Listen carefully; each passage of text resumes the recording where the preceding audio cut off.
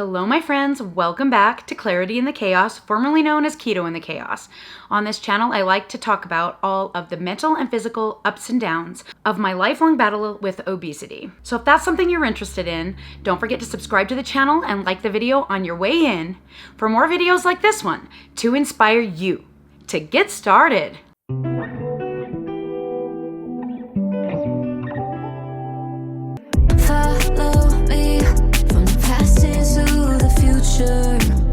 Let's be in the present. I don't wanna sweat it. I just wanna start all over.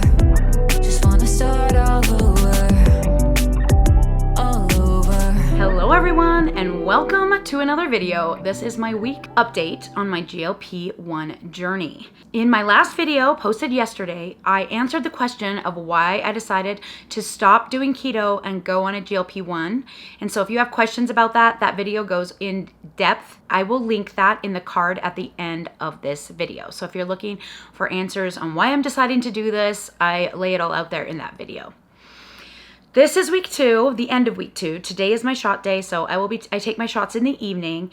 And last week's video was ridiculously long. When I put it into the computer to edit, it was well over 2 hours of footage. And that, I mean, who wants to watch that long of a video? That was kind of crazy. So I've decided that I'm gonna go ahead and this video is going to have all of the data, my calories, my side effects, my measurements, all the things that I want to share with you guys and how my progress is going. And then probably tomorrow or the next day, I will put out the whole thing. That's all the vlog footage with all my weigh-ins every single day and all my exercise and all my food and all of the things that I did this week to lose weight. So if you're interested in that, that video will be coming. This one is going to be shorter, hopefully, because I talk a lot and I had to cut a lot out of my last video and that was painful. So here we go. Week 2, I am with Brello Health currently for my compounded Terzepatide. The compound that Brello Health uses is 22 milligrams per milliliter, and I think it's 4 milligrams of B6 compounded with it. Their recommended dosing schedule is different than the one from Eli Lilly, and it was recommended that I start on 2.2 milligrams, which I did do the first week, and as you probably already have seen, that was terrible. And it did not go well. I had some reactions that I really did not expect that were not on the list of reactions. I think they're personal to me. And so this week I decided to titrate up my dose. So I know that people don't recommend titrating up early. You're supposed to stay 4 weeks on the same dose and then do the next dose and so on and so on. But the beauty of having a syringe and a vial of the medicine that you can kind of fine tune it just was too tempting to me, and I decided to add 2 extra units, which with Brello is about 0.44 milligrams more medicine than the week previous. So that would put me up to 2.86, give or take, or 2.84, 2.85, I don't know, somewhere in that ballpark for how much medication I injected last Tuesday. So how did anything change this week compared to last week? Did I struggle with the brain fire that I was going through last week and have a full autistic meltdown? No, I did not. Thank goodness. I think that was 2 reasons. Possibly that the medicine was raised, but I think it was actually because I stopped drinking a Bang energy drink in the morning. I think what really actually might have happened, someone mentioned that it might be like an interaction between my ADHD medication, which I am on 30 milligrams of methylphenidate, and the GLP-1, which can also stimulate dopamine, supposedly. I really don't know the details about all that, how it works, but that kind of logic made sense to me because it seems like what was going on in my brain was just like on a heightened level than my normal way. So like I always get that brain fire, and that's part of the reason that I started a GLP-1, as I talked about yesterday in the video. I always get that, but usually it's concentrated in just like the back of my head and neck, and it's just like this prickly fire feeling every time I get hungry at all. This was like an intensity level of 1,000. It was like way worse. My whole head was burning. And it's not like a regular headache. Like, it's not a migraine. It's not the same thing. And it was really intense. I was also drinking, just like I always have been, a Bang energy about an hour after taking my methylphenidate in the morning. Maybe I need a higher dose of methylphenidate because I've been doing that and needing it. But I think that the combination of me drinking that extra caffeine in the morning on an empty stomach with the GLP-1, with the methylphenidate, literally just sent so much overstimulation to my brain, because I have autism and I get easily overstimulated, that it caused a full meltdown. That's the only way I can describe it, is like, it's like Chernobyl in my brain. Like Chernobyl, right? Like it's gone. Boom! And I did not want that to happen again. So my first line of defense was titrating up my medication in case it was the fact that the medication wasn't stopping the hunger that was causing the problem, because my stomach and the brain thing are linked, and I know this. And my stomach was also on fire. Bad. The second thing I did to combat it this week was I only drank Cokes. I didn't drink as many of them as usual, and I didn't even get any spilt milk, though this week coming up, I'm going to try and do that because it has the protein in it, and I'm wondering if like taking the caffeine with a protein might not be as bad. I don't know. Experiments. I'm always doing experiments. So no Bang Energies this week, and only a few Cokes here and there. So I cut back my caffeine, and I think that might have really helped, because I really only had one day where it was dicey, and it wasn't that bad. It was more like my normal, right? It was more like, oh, I'm hungry, so I ate. That's the third thing that I did, is that I stopped trying to do such a steep calorie deficit. I think I'm going to have to wait until the medication is really kicking in and doing a good job suppressing my hunger. I'm okay with food noise, the kind of food noise that everybody else talks about. I can talk myself out of things pretty easy. It's the actual physical pain that my brain is like, no, I'm too sensitive to it. I think I feel hunger pains like 10 times more than most everybody else, because I can't feel hungry at all without getting intense anxiety, fight or flight, just overwhelmed, like, I'm getting hungry, what am I gonna do, what am I gonna do, panic, right? It hits so fast, and it's out of nowhere. Like, I will be like totally fine, going about my day, not even feeling hungry, and the next thing I know, it's like, you are starving. Like, there is no in between. It's like little hunger pang, and I freak out because I'm like, uh-oh, here it comes. And this is apparently an ongoing thing I've dealt with my whole life and not really realized it, and my brain has just tuned itself into alert, alert, alert, feed yourself, right? Which is stressful, because I don't want to feed myself. I really want to not have to think about it. So there's all that. So those three things are the things that I did to try and mitigate the brain melting for the week. Seems to have done the trick, but because I raised my calories up, as you'll probably guess, the scale was not as nice to me. Okay, let's get right into it, I guess. I don't know if this is going to become a pattern. We shall see. With my weight loss, I always like to keep track of all of the data so that I can see if there are any patterns with my weight up and downs that can calm me when the weight goes up so that I don't worry. Very first week after the GLP-1 injection, the very next day, I gained a pound, and I laughed it off because I thought, well, of course I did, right? Well, this week was no different. I actually went up 2 pounds the day after shot day. So at the end, so last Tuesday, I was 256.6. And then the very next day, on Wednesday, was 258.6. Went down the next day after that, 257.5, stayed at 257.5, and then 257.5 again, until the days that I went on my heroic youth photography event. If you guys remember, that's actually the last video I posted on my channel before I started the GLP-1. It was last summer. It was the last thing I posted. It was like, we are on a mission, and I looked like a villain because I fought in the battle last year. I was not capable of fighting in the battle this year, but I did volunteer as a photographer for the full 8 hours of each day. So usually when I do that, even when I was very thin, I would put on a ton of water weight. So I was expecting bad things. What to my relief, I only went up not even a full pound, 258.4, 258.4. Whew, crisis averted, because I was sure that the heroic youth event was going to totally screw up my week, and it didn't, which is so great. That is one thing I forgot to mention in my last video, is that one of the reasons I decided to try a GLP-1 is its anti-inflammatory properties. And a lot of people with lymphedema and lipedema are finding relief in their joints, in the skin burning, and the things that go along with those conditions from these drugs. And that was one of the main considerations when I decided to do it. That inspired me because, ever since I had my tummy tuck surgery, the freaking flare of the swelling has never really stopped. and it's been annoying as heck. And any kind of medication that's going to help that's okay to use with lymphedema, because you can't use water pills with it because it actually increases the likelihood of swelling in the future. It makes it worse. And your body becomes dependent on it in order to release the water. And so I've never taken any like Lasix or anything like that for that reason. And this is supposed to be okay, and it's anti-inflammatory, and gosh dang it, did it work. In my vlog tomorrow, you will see I showed my ankles and everything the day after the big summit event. I should have been swollen as heck. And guess what? I wasn't, and I was so happy. Okay, so I didn't swell up with water, go me, cha-ching, and then today's weigh-in, 256.6. So if I was only weighing once a week, I would just say, well, I didn't lose, I didn't gain. I stayed the same. But I like to go by averages, and this is a perfect example why. Last week, I did have that big drop, but if you average out my weight over the days of the week, my average was 261.3. So even though on the scale it looked like I lost almost 8 pounds, really, on average, I only lost 3. And so then this week, if you average out all of those weigh-ins, my average weight was 257.7, which is 3.6 pounds lost.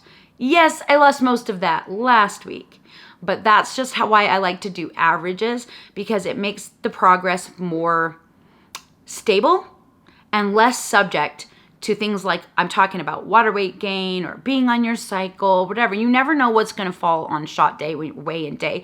You could be like down really low, and then who knows, because you're not weighing every day. It could be the next day you're up like 6 pounds. Like, yes, I see why people only weigh in once a week, because they can't stand the yo-yo. And this is what fixes the yo-yo in your brain of stress, is by not counting on the daily weigh-in, just keeping that as data, then averaging it out, and over time you'll see your actual weight loss in more of a stable fashion instead of more like, you know what I mean? Like, it can go all over the place, because I'll tell you what, if I had put on water weight from the summit and I was up like 6 pounds on this morning, I would have been like devastated, right? Like, I would be like, this drug does not work. Forget this. I ate too much. And I would have got overwhelmed. But because I'm doing averages, and I know those things cause this because I have done this before, I'm able to see the overall pattern and the overall stability of using that weight loss averages. So I am probably the only GLP-1 naysayer of don't weigh yourself every day. Like, I just like to do it. And I like the data, and I don't freak out if the weight goes up. Though I probably would have if it had gone up like 6-7 pounds, because I knew that would throw my average out. Okay, so if that's the case, technically didn't gain any or lose any, or if I lost 3.6, what did I actually eat this week? So calorie-wise, I decided, like I said before, if I got hungry, I was going to eat something. I wasn't powering through. There was no more white knuckling. I don't have time to lay in my bed every single Wednesday and have a full-on meltdown because everything in my body is overstimulated and I'm losing my ever-loving mind. I have a life, and my life is getting busier by the day, and next week everything is go full bore, and I'll be back to the stress of homeschooling, taking kids to dance lessons, and all of the things, trying to fit this into that, which is going to be complicated in and of itself. I don't have time to just lie around crying like I did last week. Now, what's really funny about last week is that at the beginning of the video, I remember I prefaced it like, you're going to see an autistic meltdown. And then my sister was talking to me and she was like, girl, that was no meltdown. And I'm like, I know. Isn't that weird? Like, when I was editing the video, I was like, this does not even begin to show what was going on inside my brain. I felt like I was being so extremely overdramatic because what was going on inside my head was so intense. But on the outward view, you could not really tell. And so it kind of seemed like anticlimactic. Granted, I did not film myself. In the hours and hours, I curled myself into a ball and cried and wondered how I'm ever going to make it to the next dose of medicine. That is when I decided that I was going to titrate up a little bit at a time. And of course, you will see next week's video, I'm planning on doing that again, so we will see how that goes. But calories wise, let's go back to calories. So for my calories, they were kind of all over the place, but here we go. 2,154. 1,298. Okay, 1721, 1974, 2441. So those were the 2 days I was on the event. 1501, that was the Sunday the next day, and then 1557, which was yesterday, for an average of 1806, which is still a 400 average calorie deficit per day, which is 2,800 calories supposedly burned of fat. Less than a pound. So, I don't know. I think it went okay. It wasn't ideal. I really would like to have a bigger deficit than that, but I will take it for where I'm at right now in my brain. Okay, protein levels. 154, 132, 152, 164, 255. That was one of the days at the event. 164 and 255 were the days of the event. 168 was the Sunday and 151 was yesterday for an average of 168. Still didn't quite make the 10% of my calories. I should have had 180 grams of protein to go along with my 1806 calories, but I digress. I'm doing the best that I can. Carbs wise, 218, 57, 158, 145, 84, 77, 76 for an average of 116, which is still low carb, which is what my goal is. Fats, 69, 44, 45, 69, 103, 46, 64 for an average of 62, nice and low. Did a good job. My fiber was 31, 39, 30, 25, 23, 20, and 22 for an average of 27. And I did not suffer from constipation this week. I did take Senna most nights just to be sure. Drink all my water. I've been drinking about 120 ounces a day. On the days of the big summit, I was taking even more electrolytes. I just like to use Sole water. It's just water that's salt soaked. I can't even explain it, but there is a video on my channel if you want to search Sole, S-O-L-E, water. It's so much cheaper than buying electrolytes. But if you're looking for electrolyte supplements, I do know the best, tastiest ones that are available on the market are Salty by Keto Chow, and there is a link below. I think there's a discount. I don't know, but if you want to check that out, there's a link in the About section for Salty by Keto Chow. So I did really good. I took all my supplements. I've been taking the B12 in the day because people were saying, like, how do you even sleep? It's supposed to be for energy. I was so worried about the B12 giving me nausea, but it hasn't, so I started taking it in the day. I don't know if that's what helped me with my energy this week, but I mean, I guess it can't hurt. I've been taking only 2 fiber gummies in the morning. What else do I take? My regular ritual vitamins. I've been taking, and the B12 is from Triquetra. I don't have a link for them yet. Maybe I will if I really end up liking these. I got them from the girl who does GLP-1 Girl Code. Yeah, I think that's what it is. And she was the one who recommended the Triquetra B12, and I got that from her, or through her link. I think that's all I'm taking. I can't think of anything else. I have antacids at the ready. I have Zofran at the ready. I have all kinds of things at the ready, but have not had to use them this week. So that's good. If you want to know, Dave actually did start his first injection was Friday, and he has had 0 side effects, and his food noise has gotten so much worse. And he's overeaten, and he says it didn't really stop him from overeating, and he's kind of disappointed in the first dose for him. But, that's what I told him. I'm like, just be patient, don't stress, just try and focus on protein, all of the things, right? I've been telling him all of the things. He's like, is this normal? Is this normal? The only weird thing that he's had is, he's had back pain, like kidney pain or whatever. And I'm like, are you drinking enough water? I'm like plying him with water. I'm like, drink a lot of water. He has had kidney stones in the past. I can't imagine 1 dose of this medicine would make him worse, but I don't know. He went to work just fine today. I haven't seen any improvements in his soreness in his legs and things like that he really suffers with, or in his feet. His birthday's on Thursday. Got to get him some new shoes so his poor feet can have a break, but I don't know. I don't know if he's lost weight or not. I don't want to bug him. And, of course, it hasn't even been a week, so I'm not going to bug him. And I'm going to let him do his own thing. But I'm glad he did it.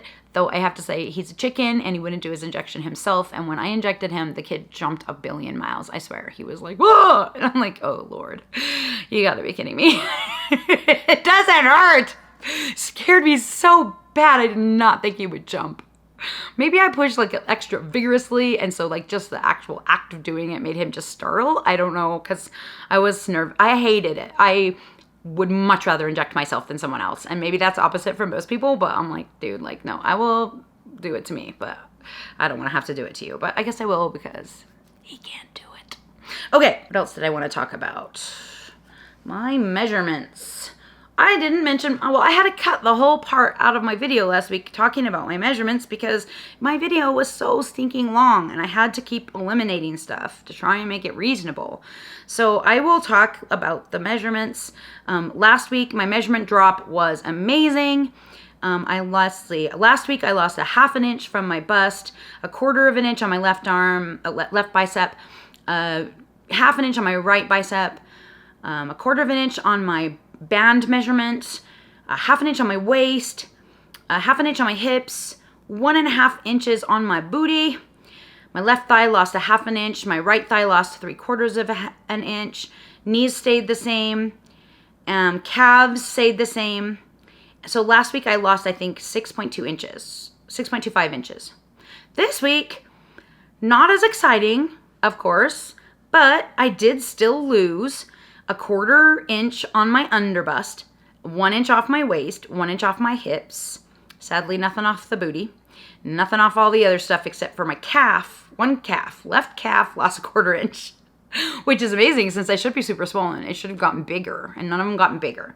So I lost 2.5 inches this week, even though I still didn't eat in an extreme deficit. So I'm pretty happy with that. That's awesome. And I wanted to talk about my steps. Last week, I didn't even talk about my steps because I also cut that out of my video because it was too long. But last week's steps average was 3,096 steps a day.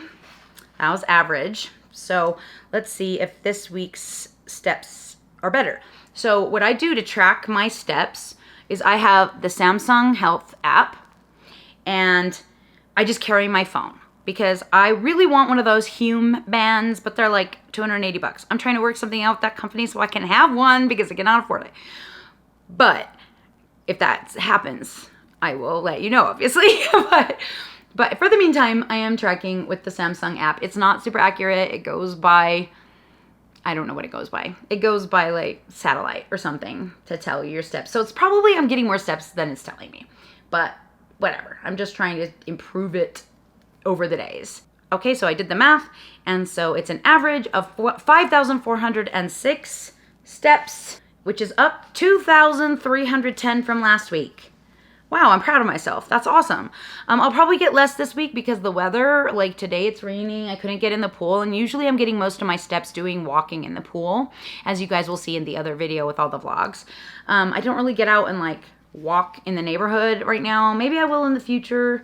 I think as the weather gets colder, I'm probably going to focus on more strength training type of stuff, which I'm abysmally bad at, but hopefully I'll get better at it over time. But yeah, anyway, that's all of the data and all of the results for week 2. Like I said, I'm going to titrate up just a bit more. I haven't decided if I'm going to titrate up 1 or 2 units. We'll see how I feel this evening. And I'm thinking I'm going to try a different shot location too and see if that changes anything. That's my whole update. And do you see this, how long this is just for me talking about that stuff? And we didn't even show any vlog clips, so you can only imagine why I had to split it apart. Anyway, thank you so much for watching, and hopefully we're gonna see you in the vlog video very soon. Follow me from the past into the future.